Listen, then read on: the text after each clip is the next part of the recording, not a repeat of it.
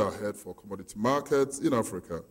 Our role is to use our passion for facilitating knowledge exchange, our passion for convening the right people at the right time on the right issue.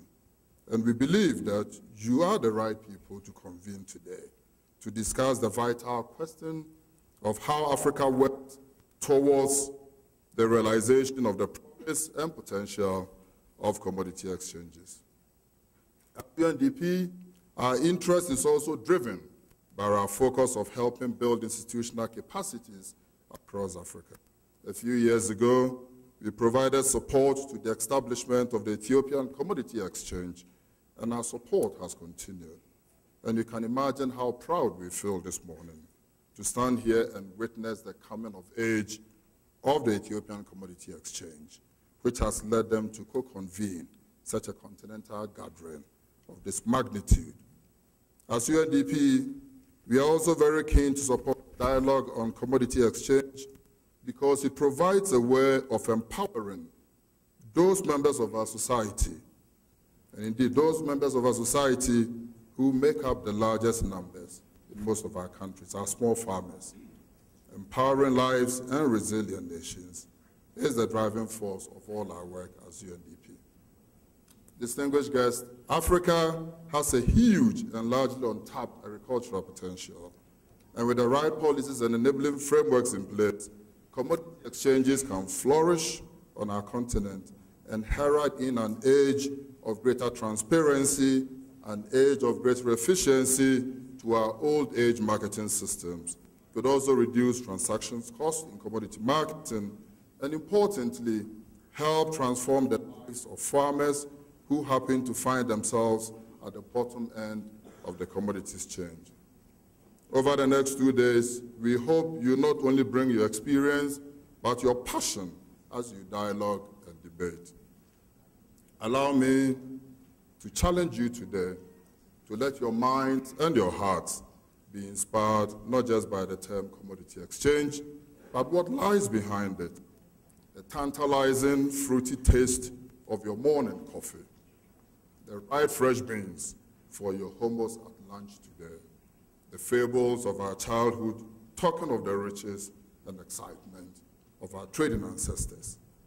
Let that passion speak today and tomorrow, so that when you leave, you do so knowing you help bring Africa one step closer to a richer trading experience, that you help bring Africa one step closer to this continent having greater control and a greater leverage of the markets in the commodities that originate from this beloved continent of ours. And on that note, let me once again thank all of you for coming and invite my co-convener, often described by many as one of the smartest and most intelligent women on this continent today, Ms. Eleni Gabriel-Magdin, Chief Executive Officer of the Ethiopian Commodity Exchange. I thank you.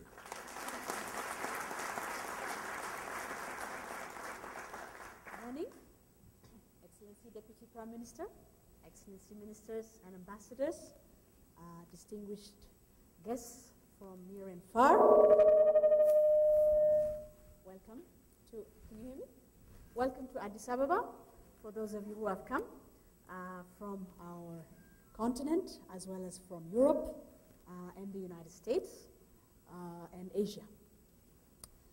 It's my great pleasure to welcome you here this morning, and following the tradition of my friend and co-convener, Eugene, I would like to say, Hamjambo, Iniche, Enestelling, Devanadarachu, and I wish I knew a few more. Muliwanji, from Malawi. I hope you enjoyed the energetic and passionate Adunya dance group that performed an especially choreographed piece for you this morning called Africa Go Live, and that was choreographed by Junaid, one of our Ethiopian modern dancers who was recently awarded the Rolex International Award, a very difficult and important modern dance award. That said, there are many reasons, I imagine, why you are here. You may be working in government, you may be in business, you may be a technology provider, you may be a regulator, you may be a securities trader, you may be in commodity trading, you may be a banker, you may be an insurer, you may be an investor, you may be trying to set up an exchange, or you may be working in an exchange, or maybe you're just somebody who's curious what all this commodity exchange business is about. But the main reason you are here is because the idea of commodity exchanges in Africa is so big and so transformational, and it spells something that we want to see that Africa can become and can achieve, that you just simply could not miss being here. And I think you are right.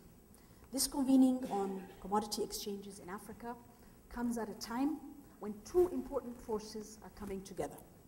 On the one hand, agriculture is growing in Africa. We are beginning to see the seeds of an African agricultural transformation.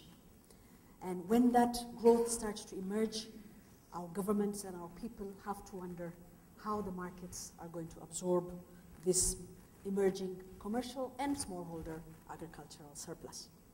The second force is that globally, over the past 3 years, we have seen and been buffeted by both financial and commodity market crises, leading the world to question the fundamentals, to question the global commodity order, where and how this commodity market globally is organized, and leading to a call on the global front for better regulated, better coordinated, and more transparent markets.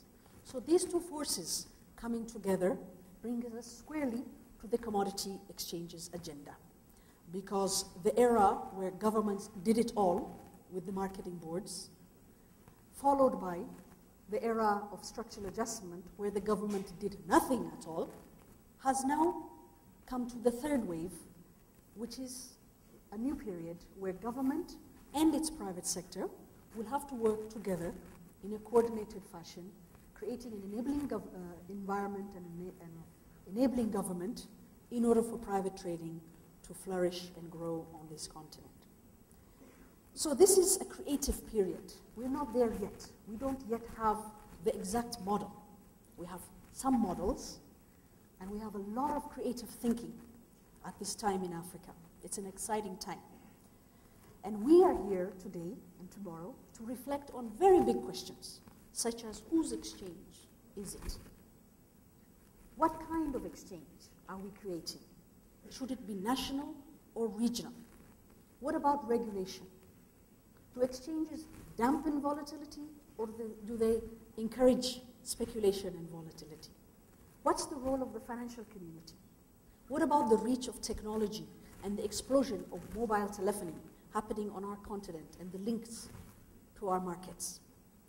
And finally, and very importantly, what about our African farmers? How will they benefit? So these are very big and important questions that we're going to reflect on and debate, not only in the panels, but in the corridors, over lunch, over dinner, over the internet, and in our communities as we return back home. So let's use this time wisely. Let's engage intelligently. Let's be creative, let's learn, and let's move this agenda forward. This is not a UN convention. This is not an AU summit. There will be no communique. There are no big statements and pronouncements. This is a creative energy, like you saw in the dance, coming together to foster and promote the transformation of our continent. Because, most of all, our children and our farmers deserve it. Thank you.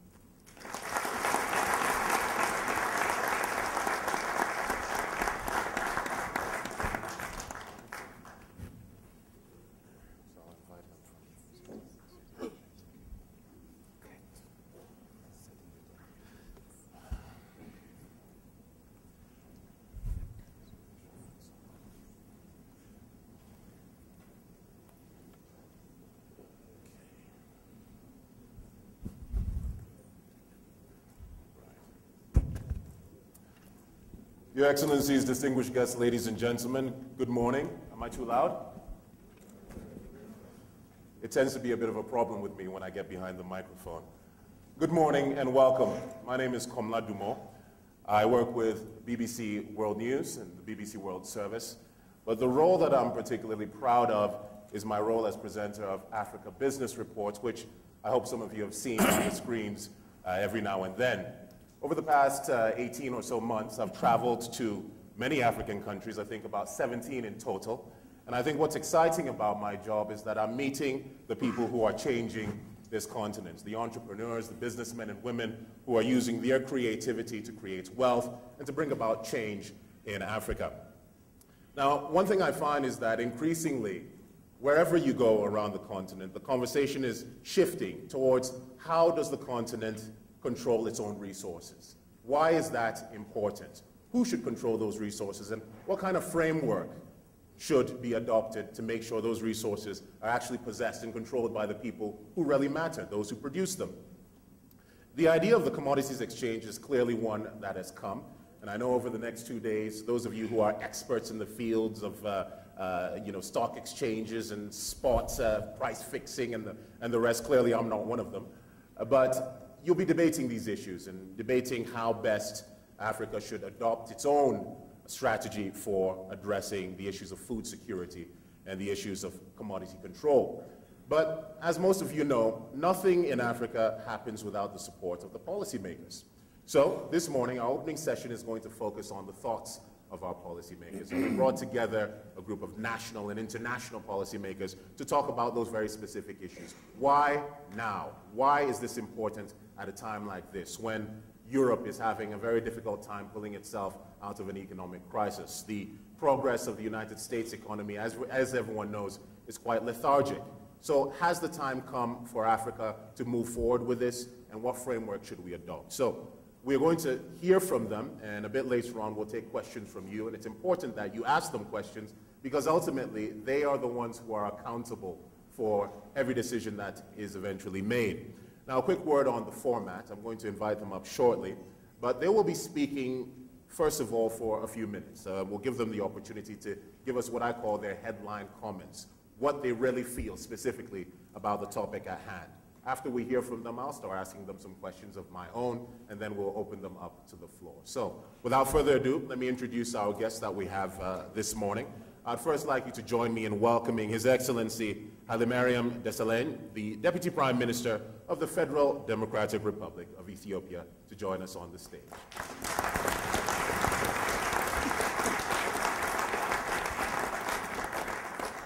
Now also with us this morning is His Excellency Ambassador Alim Chumo. He's the Managing Director of the Common Fund for Africa.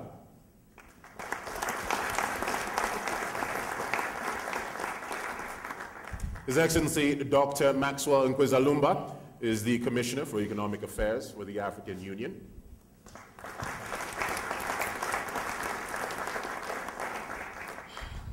And His Excellency Dr. Abdallah Hamdok, the Deputy Executive Secretary for the UN Commission for Economic Affairs. Economic Commission for Africa, I should say.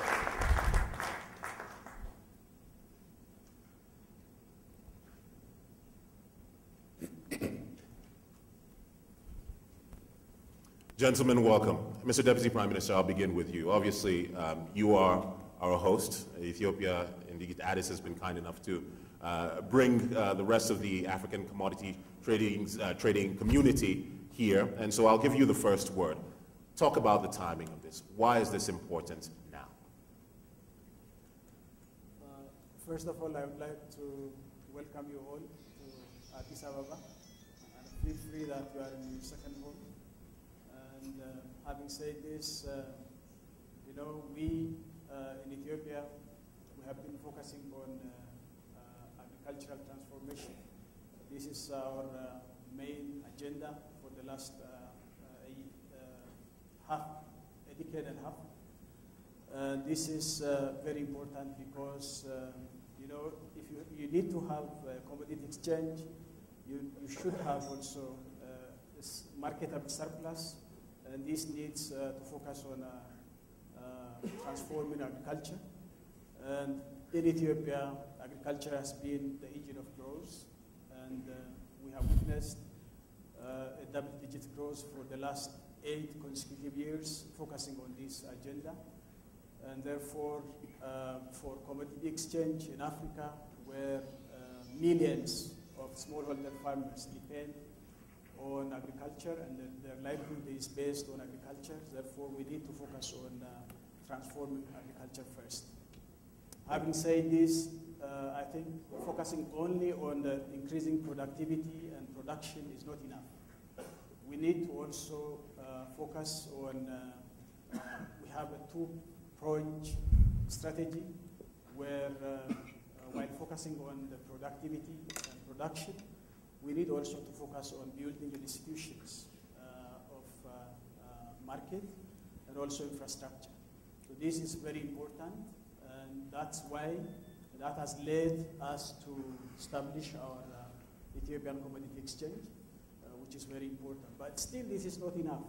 We need to integrate Africa, and at this time of the world, specific setting, we also need to integrate our commodity exchange systems, because apart from that, I think we cannot manage the existing economic situation in the world. So our small-scale holder farmers has benefited already from the establishment of this commodity exchange in Ethiopia. This has to bring transparency and also has to bring lots of things, bringing both traders, importers and processors with a transparent mechanism, and this is very important at this moment. But if you see the global situation now, as you mentioned, we need to act immediately, because we have been talking about these things many years, but action was lacking. So at this moment, I think there need to be coordination among countries, the better coordination, better transparency, and this is very important, and I think this is a timely agenda for all of us to act as Pan-Africa as well as the global setting. Thank you. Mr. Deputy Prime Minister, thank you very much. Dr. Hamdok. Thank you very much, Moderator. Let me start by thanking the organizers for inviting the UNECA to this extremely relevant, timely issue. For us, I think the issue of commodity markets is both developmental and also involves some political issues. For the new order of global commodity markets to emerge, we would like to see two issues. One, it has to be transparent, and it has to rely on efficient working markets. This will ultimately end in having new order which is just and equitable and fair.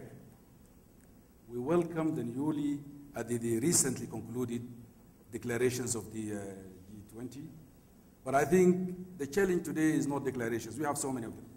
We need to move from declarations to implementation.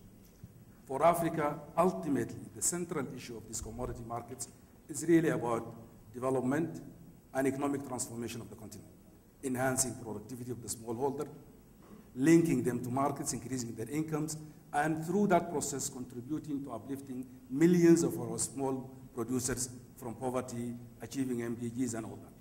This requires a change of perceptions from our partners, old and new, looking at Africa as a destiny for rewarding investment and business.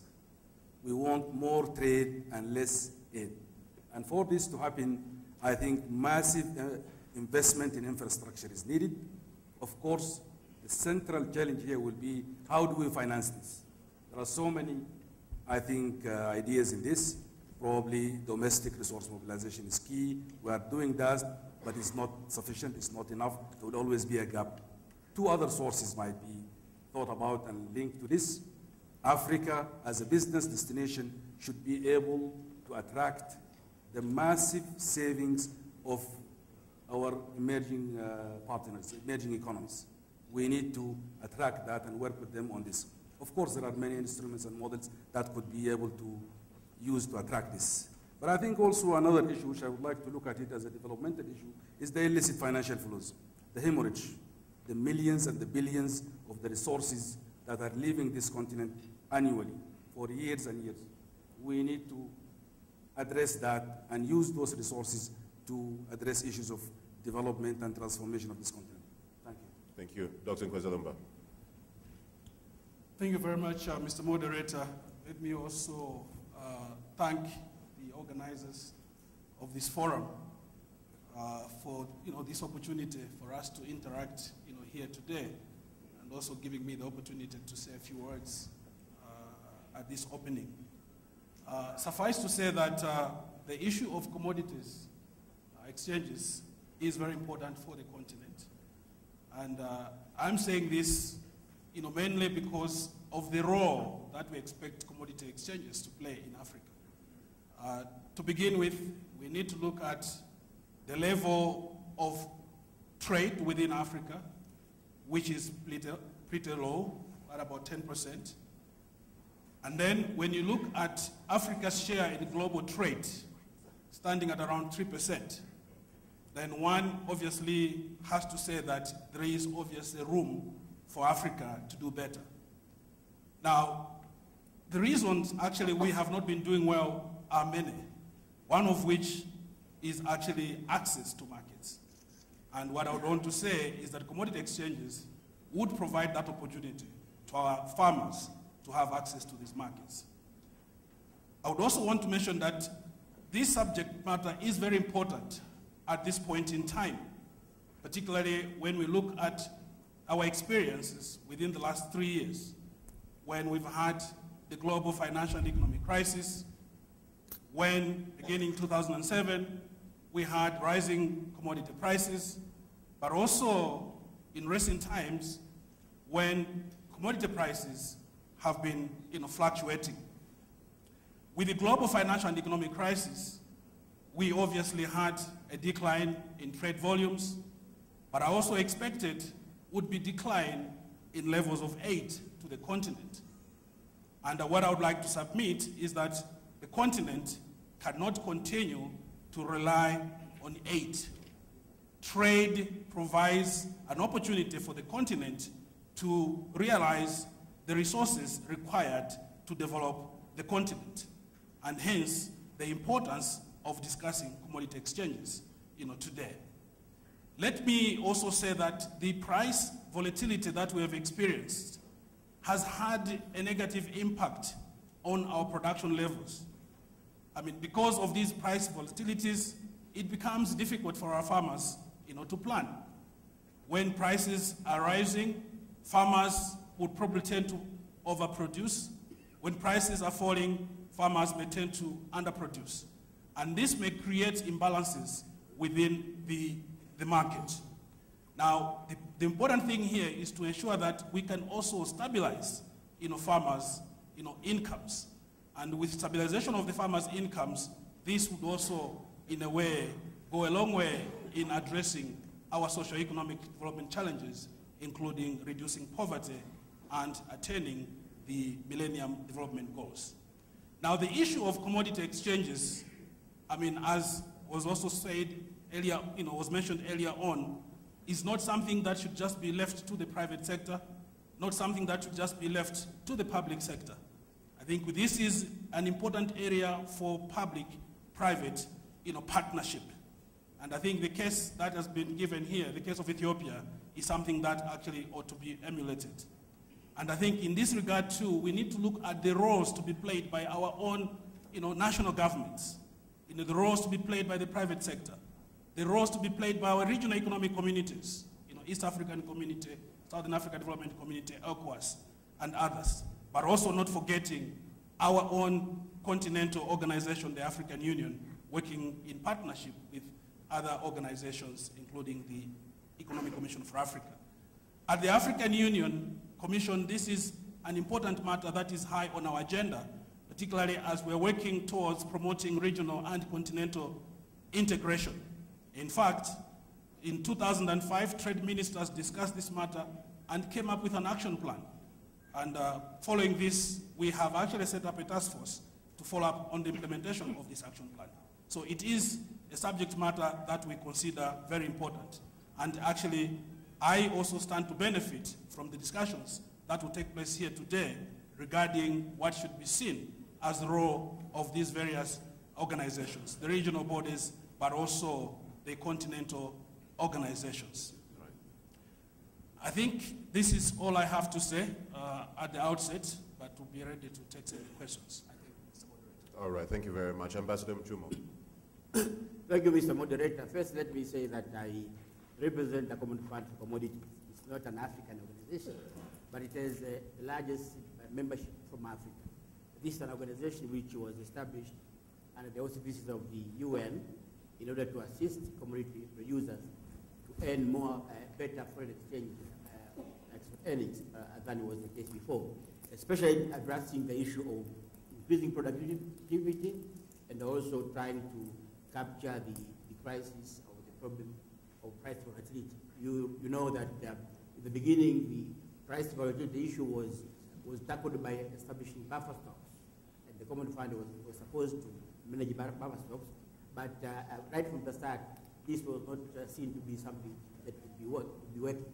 And so we concentrated mainly in trying to increase the productivity of farmers and trying to assist them in marketing of their produce so that they earn as much as possible from the world market. Now, the issue of commodity exchange, of course, is one of the issues that we in the Common Fund have also been addressing, especially because we think it is an issue which will empower farmers, as the introducers of the topic have already indicated.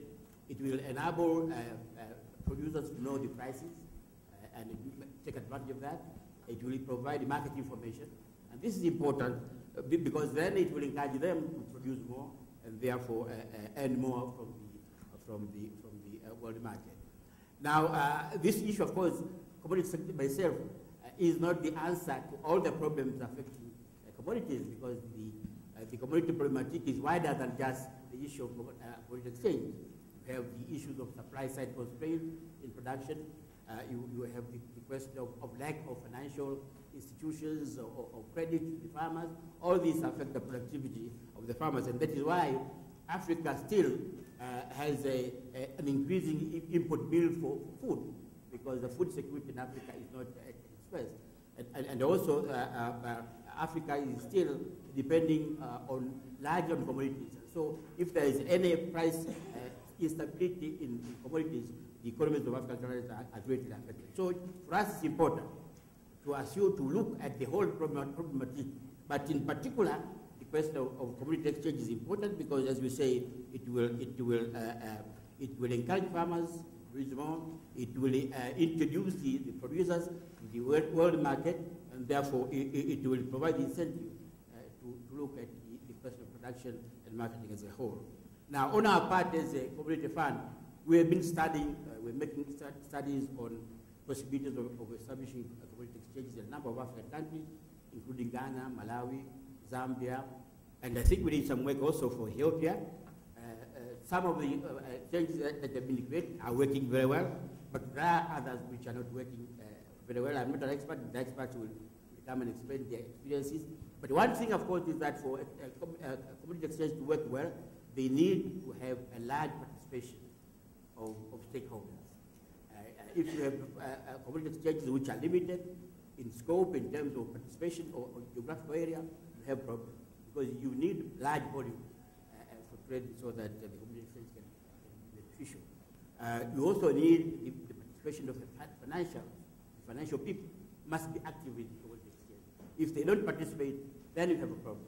Of course, this is a matter which also involves the government creating the necessary legal framework to enable commodity exchanges to work, to create the laws that will enable enforcement of contracts in the commodity exchange to work, to create trust, because unless there's trust among the participants, then commodity exchange will not produce the things that we expect them to do. So I hope this meeting here today and tomorrow will enable the private sector also to see the role they need to play, because historically, commodity exchanges have been private sector led. But in Africa, it's important for the governments to take a role in establishing them and also to facilitate their work. So I'm calling upon the governments of Africa to be forward-looking, to create the necessary conditions, to create the necessary legal framework, to create the necessary infrastructure. And we, on our part, in the Common Fund, we are establishing warehouse receipt system, whereby producers can sell their products at first instance to a warehouse, and they could use the warehouse receipts to trade in the commodity exchange. We have done so in a number of countries, including Tanzania, Malawi, Ethiopia, to some extent, and we want to encourage governments also to support this move of establishing warehouses so that they can contribute in the proper functioning of the commodity exchange. Let me stop here.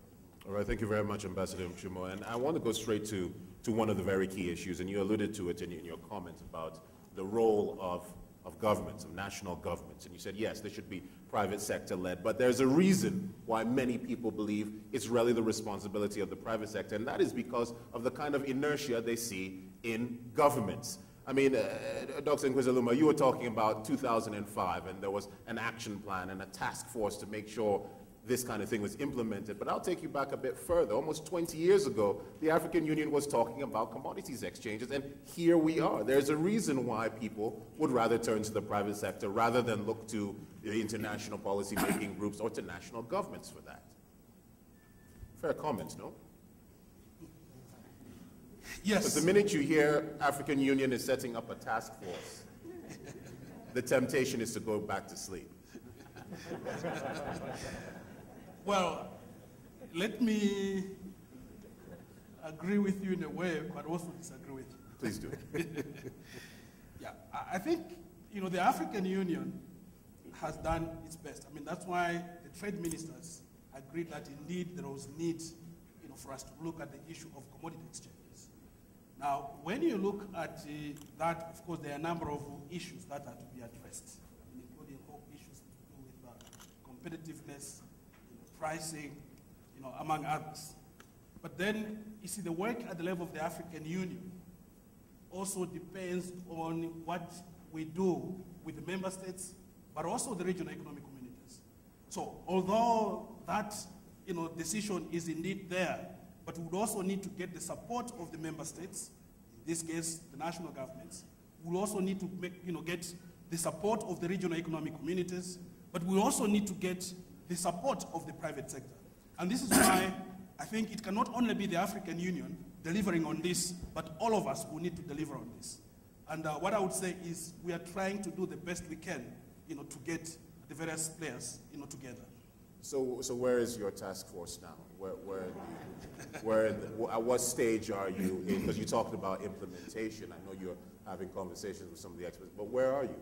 Where is that task force? Tell us specifically what we can expect over the next few months, years. Perhaps. Well, I would say that, you see, the task force is currently working, addressing the various issues, and these issues will be taken to ministers of trade, to report back. I would not say, whether it's going to be, maybe, well, let me say it could be next year, but I'm not very sure because this is handled by, no. No, it's actually a department responsible for trade and industry that works on this matter with the support of the Department of Economic Affairs. So in terms of planning, it may not be, this year, because now we are focused on the theme of the summit, which is boosting intra-African trade. But I can also maybe argue here, probably rightly so, that this issue of commodity exchanges is also likely to come up in the discussions on boosting intra-African trade, which is going to take place in January next year. So this matter is going to be picked up again. Dr. Nkwezaluma, it's not my intention to make you feel uncomfortable in principle anyway, but I'm very comfortable. It's good. But let me turn to the Deputy Prime Minister. You do understand people's frustration with national governments when it comes to the implementation of things like this. Obviously, you provided a framework for people like Eleni to achieve what they need to do. Tell us about that process of government intervention in creating, and I hate the expression, but the enabling environment for an exchange to work. Thank you very much. I think government need not intervene in all areas where there is no market failure. I think the most important thing is government has to go in Africa, especially when we begin this kind of venture. We need to support and, as you said, make an enabling environment. But otherwise, the private sector is not ready or willing or able to pursue this kind of process. So in this regard, when it is beginning, then the government has to intervene and support and create this environment, as you say. And when you speak of support, are you talking about funding specifically? Should this be financed by national governments, or you should just provide the framework in which they can operate?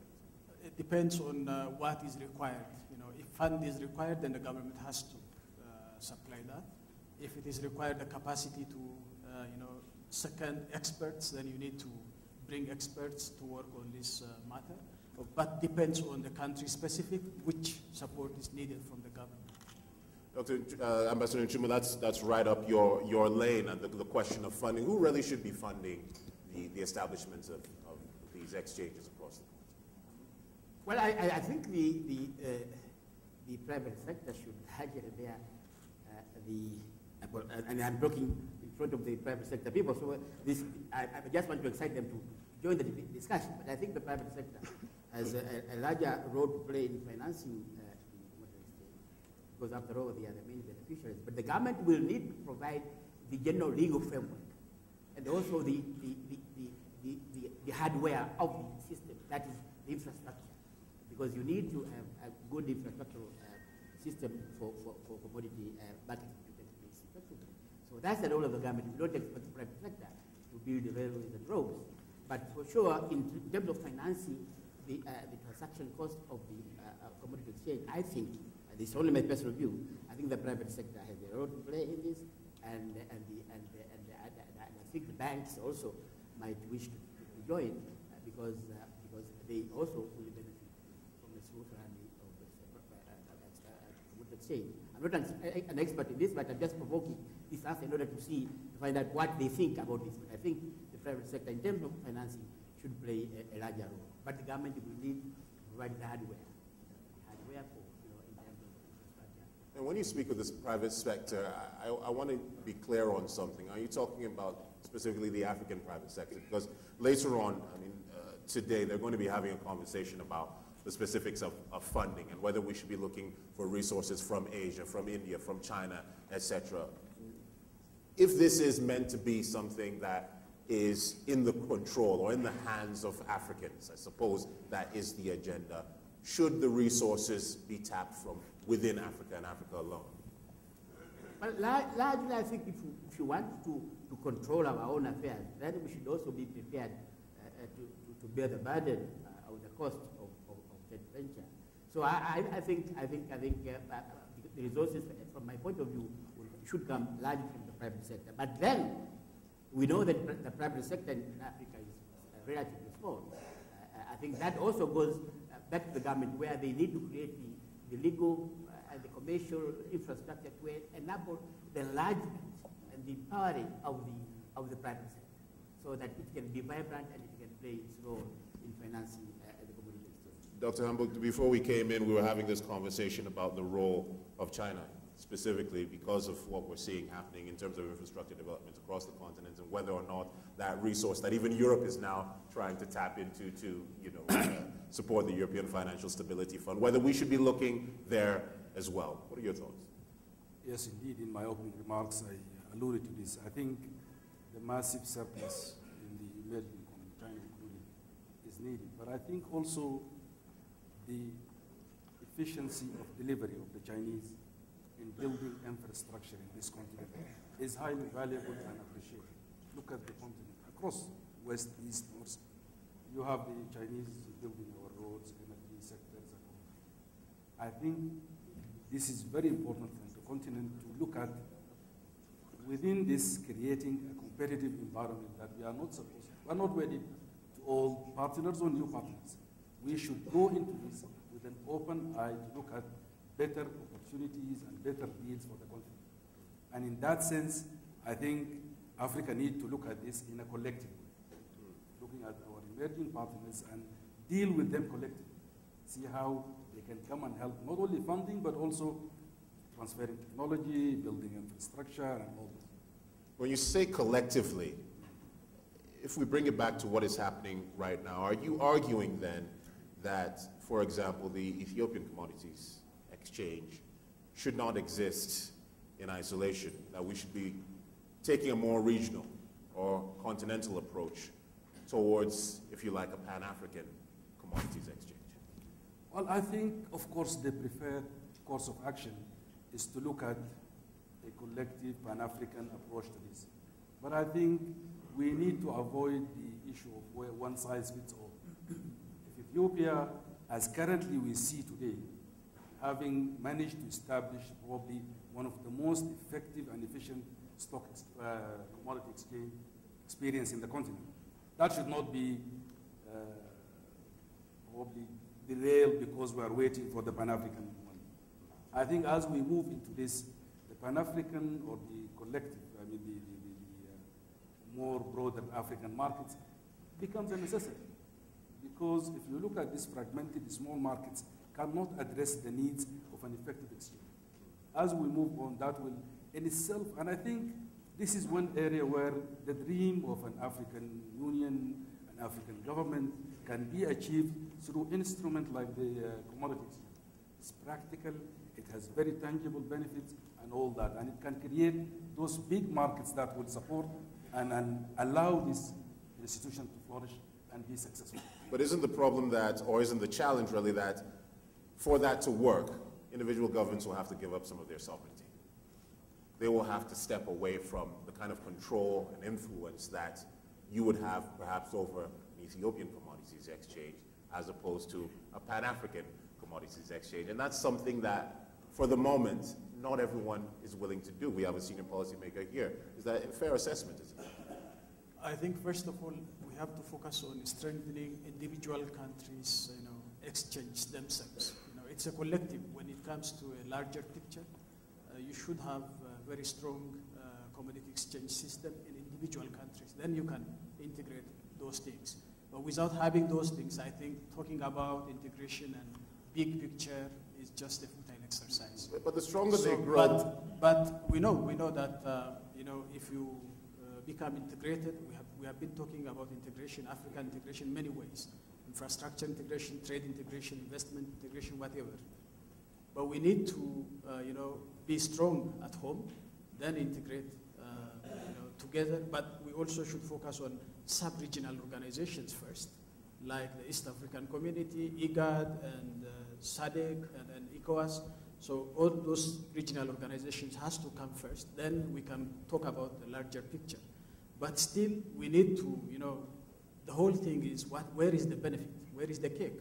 If there is any benefit for our people, then we need to give away some of our sovereignty issues. So the most important thing is the benefit we secure to our own people. I'm going to push you a bit more on this issue because I think it is going to be one of the fundamental debates that we're having. I think, in fact, in the next conversation, as to why should you wait? Is there a need to wait now to strengthen a small market, a small commodities exchange, as to doing this now? Because in our next conversation, which will be coming up just momentarily, there is that divide as to whether or not we should have a Pan-African commodities exchange now, or whether we should wait for those individual exchanges to get a bit stronger. Ambassador Mchuma, I see you nodding your head. Well, yes, I think I want to share the views of the Deputy Prime Minister in one sense that you cannot achieve big things at one go all of a sudden. Some incremental process has to be taken into account. Even the whole issue of African integration itself at the political level. There have been two schools of thought. Political science will tell you. You had the Nkrumahist approach of one African government now, and there was the Nyererist approach that let us do it incrementally. So I would think even in terms of integrating commodity exchanges, maybe we need to look at the incremental step-by-step approach. Strengthen the national. Then you come to the regional, the COMESA, Now, in East African, they have the East African community, they have already, or they're reconciling their trade rules, they are having a common external tariff. This, I think, will provide a better basis for a sub-regional commodity exchange. And when you come to the Pan-African commodity exchange, maybe it will be a reconciliation or reconciling the various sub-regional commodity exchange into a Pan-African exchange. And then, again, this is something which I'm sure the experts will be able to talk more effectively when the discussion comes later in the day. But I think the incremental approach, I think, is more realistic than dreaming that it can be done at one point. Fair enough. Dr. Nkwezaluma, I'm going to come to you in just a moment, but I just want to announce to our audience that we are just about ready to start taking your questions. Those of you who are here obviously are in a very strong position to challenge our policymakers about their positions and where you think the conversation should be going. So if you are ready with questions, we have two microphones to the right, to my right, and to your left. If you could please now, if you do have questions, kindly just go and stand behind those microphones so that we can take them very quickly, because we're going to jump into the very next session almost immediately as soon as we wrap up here. So if you do have questions for our policymakers here, please just go to the microphones over here, and we'll be coming to your questions in just a moment. So, Dr. Nkwezaluma, again, the question about how this is supposed to benefit the ordinary African farmer. I've been speaking to Eleni, and she tells me some very clear specifics about how this has put money in the pockets of people who otherwise would not have that. Is there any clear evidence, at least from where you stand, that this is a necessity, and this actually addresses the issue of food insecurity, which again is going to be one of the most dominant issues, in the coming years?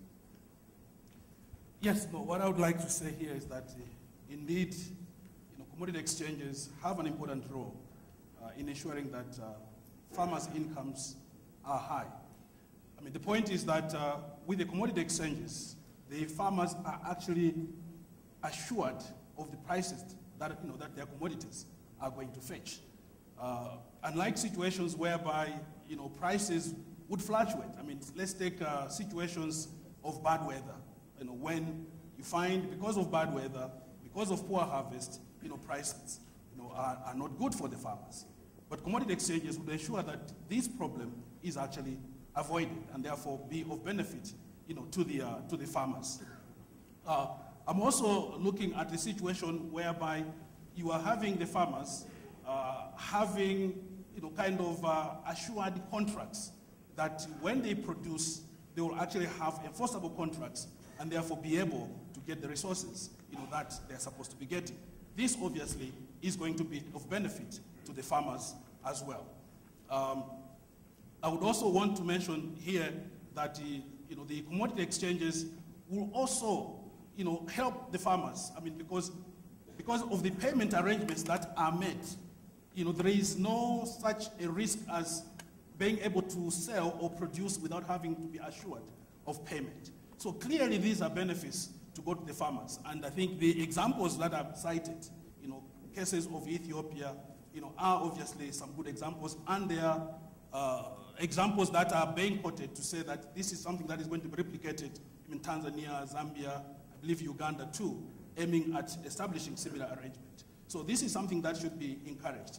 But I think, let me say, while I'm still having the floor, also to comment on the, what needs to be done, whether it's going to be at national, regional, or continental. Yes. As I said earlier on, I mean, like at the continental level, you are looking at, the feasibility of having, say, Pan-African Stock Exchange. But, I mean, not stock exchange, but rather commodity exchange.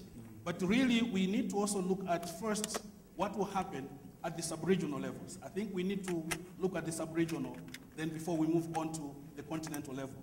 I mean, the point is that for us to be able to move to the regional as well as and then to the continental level, there is need for a lot of groundwork to be done, including harmonizing our trade policies, harmonizing our exchange rate policies and various macroeconomic policies. And this is not a simple task at all. It's going to take, some time. And this is why also in my earlier intervention, I did talk about the need for the member states, the regional economic communities, as well as the continental bodies to work together in this regard. And who's spearheading that agenda of that regional integration? And the reason why I ask this is because, look, I'm from West Africa. Economic Community of West African States for many years has been talking about regional integration and reducing trade barriers and a common currency. And now, lo and behold, we look to Europe and we see what's happening with a common currency and the kind of challenges they're facing there.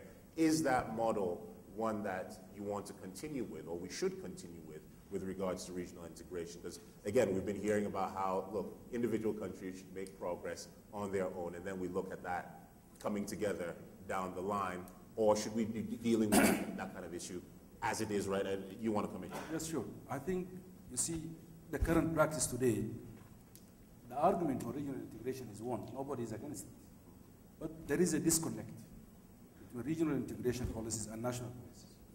Regional integration policies, until there is mainstream and taken into national policy domain, they will stay up there at an African level as an ideal dream. Such examples of commodity exchange provide that instrument. Tangible benefits that will be seen and accepted and also seen as something that the national policymaker would adhere to. So in that sense, we bring this process from just an ideal dream standing up there to something very practical and brings in opportunity for countries, and of course it's ultimately useful to start with building blocks that are neighbors. The regional economic communities and all that, not even the whole regional economic community. It could start with few countries, 2-3 countries, seeing the benefits of doing this. Of course, that will be dictated by geography, by the commodity itself, and all that. If you are not producing cotton next door neighbor, what would be the benefits of having a regime on that commodity or not? So I think these are some of the issues.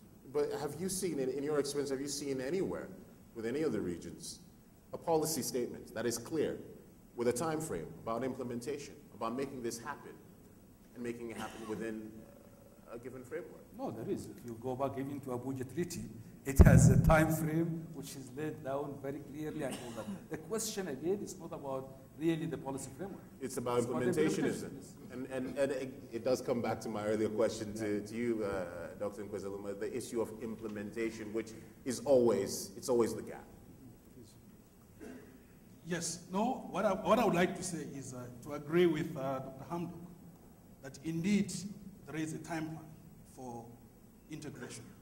In fact, he cited the Abuja Treaty, which is very clear in terms of the stages that must be undertaken.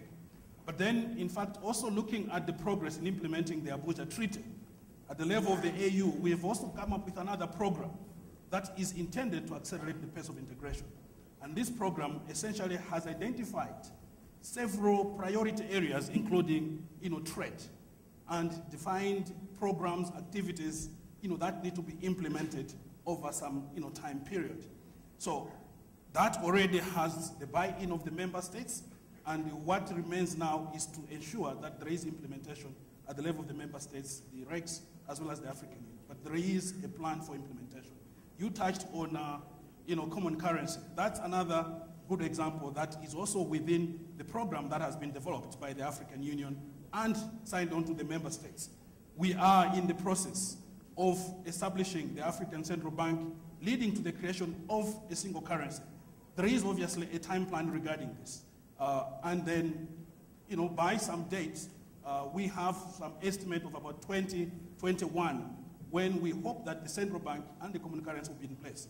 But obviously that also depends on how fast we move in terms of attaining certain prerequisite conditions, including the whole question of moving towards macroeconomic convergence, as well as also setting up some institute that will undertake studies towards the implementation of this. So really, implementation is there, but the point is that for us to be able to implement integration, there is need for the member states, and I think you touched on issues of sovereignty, also to consider ceding part of their sovereignty, because this is also all about integration, because you cannot have integration without looking at issues of sovereignty.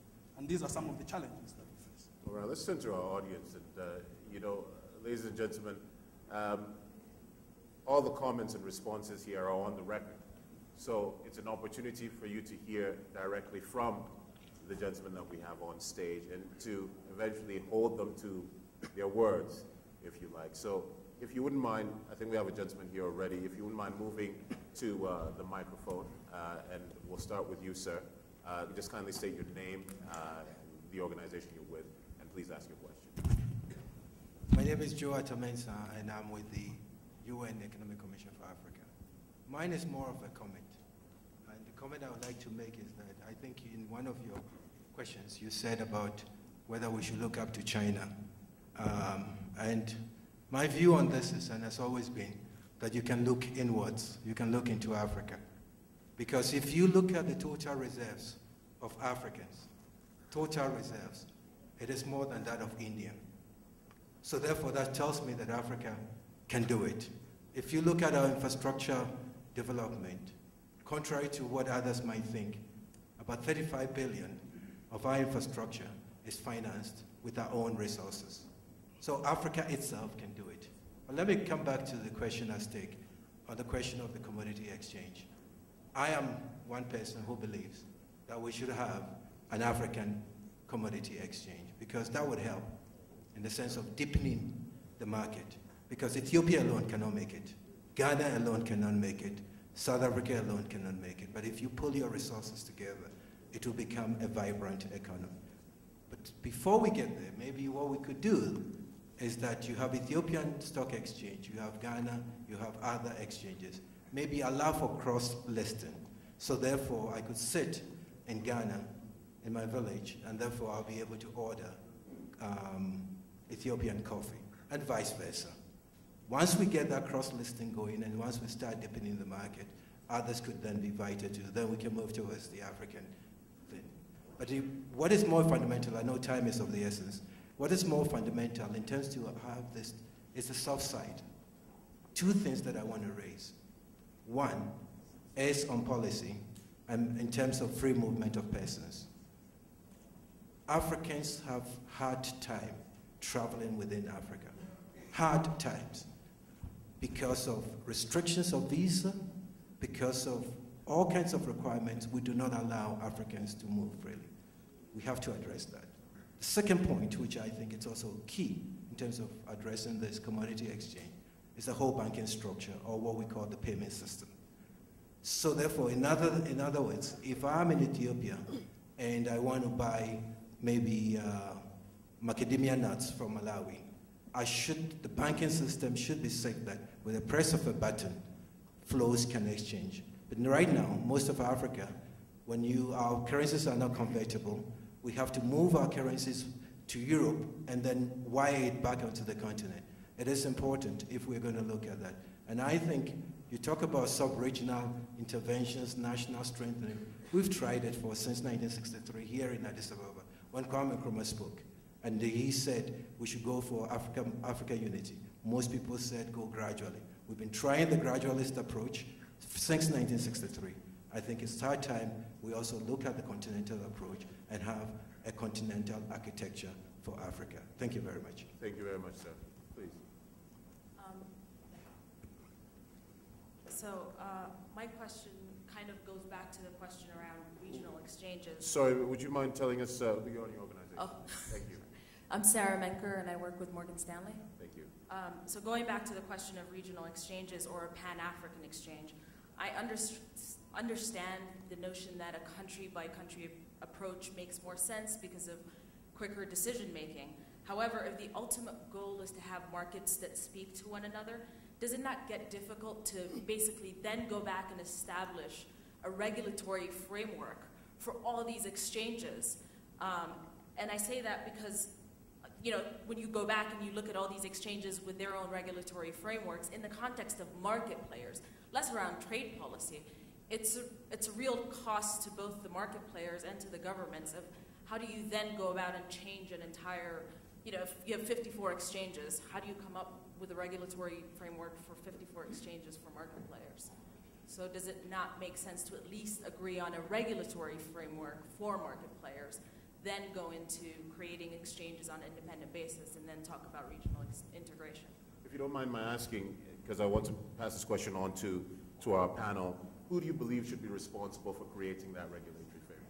I think the regulatory framework should be created through discussion between governments and the private sector, because I think the private sector becomes important in this discussion in the context of understanding what the real constraints are within the, you know, from a fundamental basis of all the commodities that we produce, both from an agricultural standpoint as well as energy, really.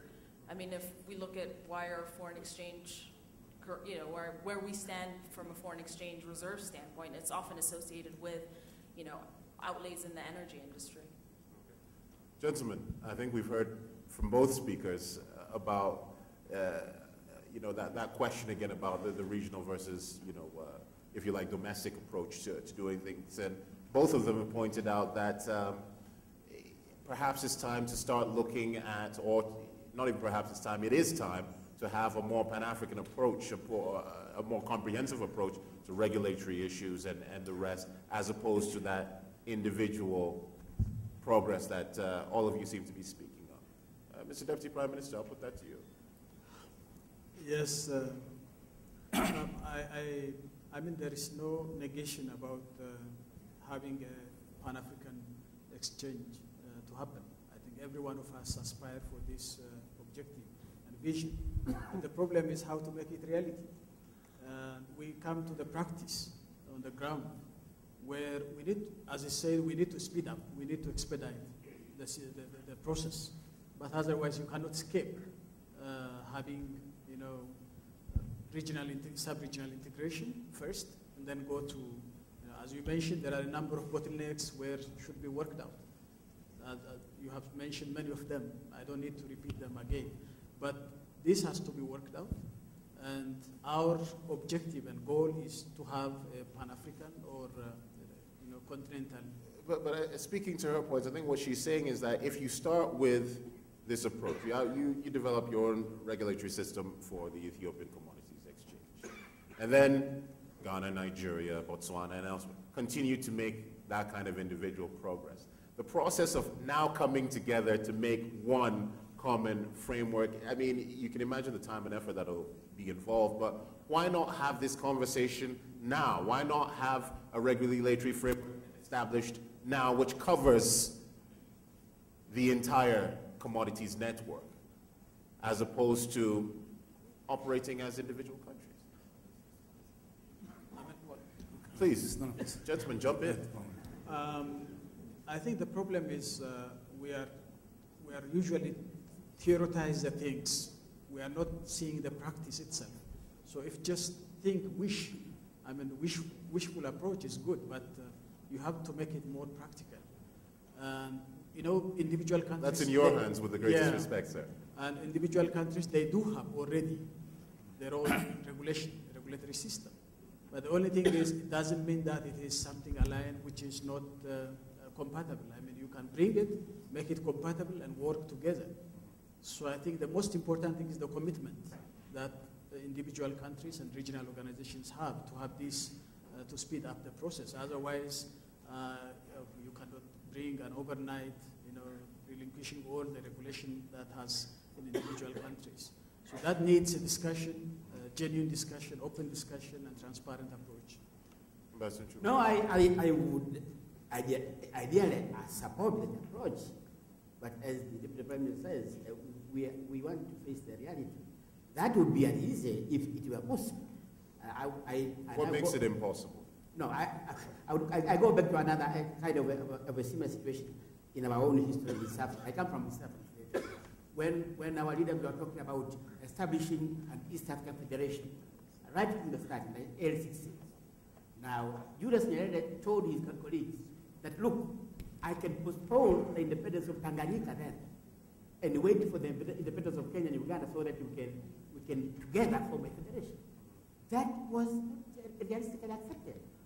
It was a good idea, but if it was accepted, maybe it would have been, now would have been East African Federation. But the reality, the political reality on the ground is that it did not work. So I'm saying the idea is good, but can we really make it work? And this perhaps is what I would challenge the task force.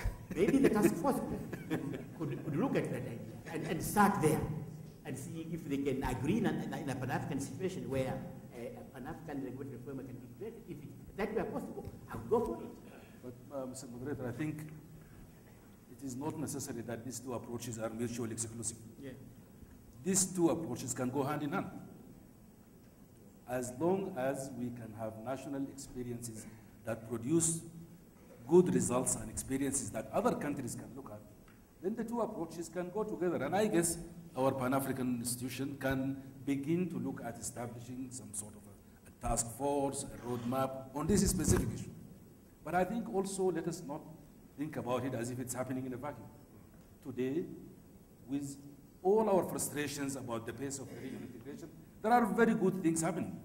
The fact that the three RECs, the COMESA, the East African Community, and SADC are coming together and establishing a common trade area and all that, the ways ECOWAS has moved in addressing this, this will lay the foundation for all the other programs that are linked to issues of regional integrations. So we're not looking at a glass that half empty.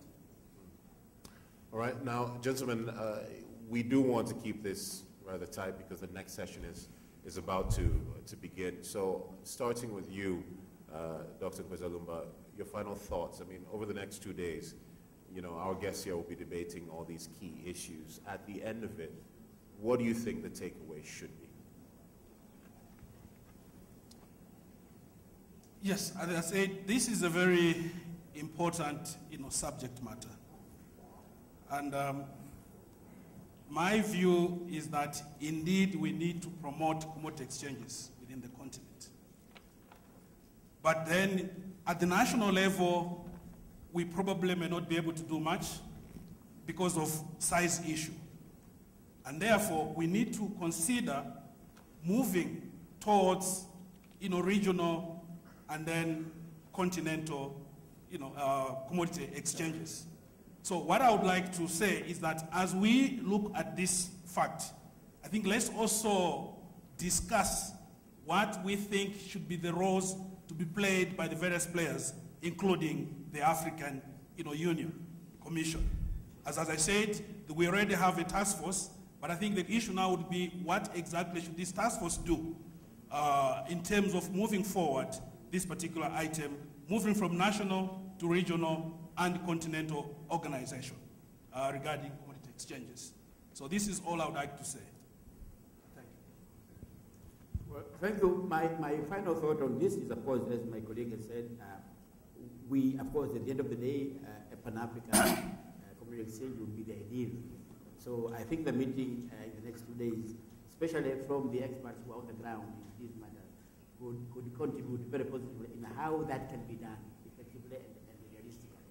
And one, two, the specific roles that the private sector can play and the public sector can play, and how this public-private sector coordination and cooperation can be worked out. And lastly, I think my concern is how do we bring the small producers themselves on the table? How do we make them participate effectively in the world exchange? Because at the moment, our smallholders have very little participation in the world exchange.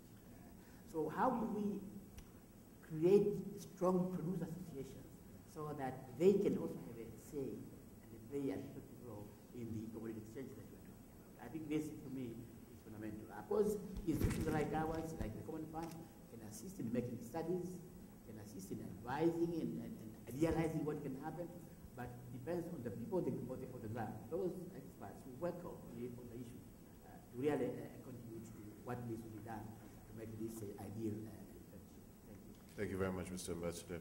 Mr. Deputy Prime Minister. Thank you so much. I think I expect from this forum that at the end of the day, we need to come up with certain ideas how to, curb the problems of the global commodity price at this moment. I think we should give a solution, a sort of strategy how to, ignite discussions and coordinate issues in countrywide, and how to see that Africa plays a role in this process. And I think many experts are here, and they have to bring some kind of idea to policymakers how to go about it. Dr. Hamdok, you have the last word. Thank you, Moderator. I think I'd like to see two things. One, for this audience and for these experts, look at through the commodity markets that Africa should be perceived and seen as a continent that would contribute to the resolution and solutions of the current global financial and economic crisis through posing or introducing itself as a rewarding business destination. Second, I would like to see us talking about addressing issues of structural transformation of agriculture to make it that rewarding and productive enterprise. A dream would be to link the village to the stock market or the exchange. That's how I see ourselves and the destiny we would like to see from these commodity markets. Dr. Hamdok, Dr. Nkwezalumba, Ambassador Mchumo, and Deputy Prime Minister Desalegn, many thanks to you. Ladies and gentlemen, join me in thanking our guests for their time. Now, it's very clear that one question that is quite dominant is that issue of regional versus domestic markets and exchanges and the rest. And I can assure you that the very next session will have quite a few exchanges. I'm going to lead my group from the floor and now invite my good friend and colleague, Belinda Uhura, from Citizen Television to come to the stage and get ready for what I anticipate will be a detailed and very passionate conversation. Many thanks to you, the audience, for being with us, and wish you success over the next 2 days. Thank you very much. Let's go. So.